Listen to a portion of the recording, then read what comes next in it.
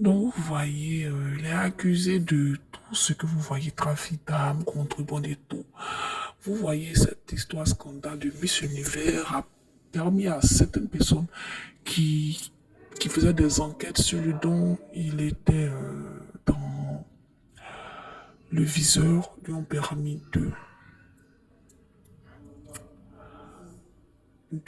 porter plainte, voilà, parce que cette histoire de cinquième dauphin Miss Côte d'Ivoire et Philippine de première dauphine, tout ça, toute cette mascarade-là a été mise en lumière pour fraude et escroquerie et tout ça, voilà, donc toutes les enquêtes qui le visaient en sourdine ont éclaté. Donc les enquêteurs ont profité de tout ça pour voilà quoi, pour lui couler un mandat d'arrêt. En temps, pour ne pas être arrêté, il a décidé de d'être témoin clé. Voilà, parce qu'il compte des témoins à charge pour témoigner contre les gens avec qui il a dealé pour faire la contrebande.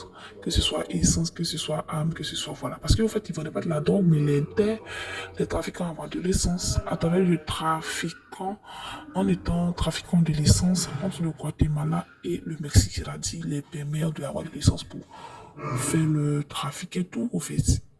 Donc, c'est interdit chez eux. Donc, cette affaire a permis de mettre en lumière tout cette mascarade dont les gens ont profité du fait qu'il ait fait la combine dans Miss Univers pour porter plainte contre lui et profiter de tout ça pour le mettre au trou. Et à cause de... Vous avez bien dit, s'il avait mis Olivia à ses premières dauphines, deuxième dauphine, nous même Miss Univers, au lieu de Miss Mexico, le scandale n'allait pas sortir. Il risque de faire la prison, il risque gros, hein, parce qu'il y a les cartels qui sont là, qui regardent pour voir ce que M. Raoul Rocha Canton va faire. Oui, ils sont là, ils regardent, ils ne parlent pas. Dites ce que vous en pensez de toute cette histoire. Est-ce que Raoul pourra s'en sortir, oui ou non?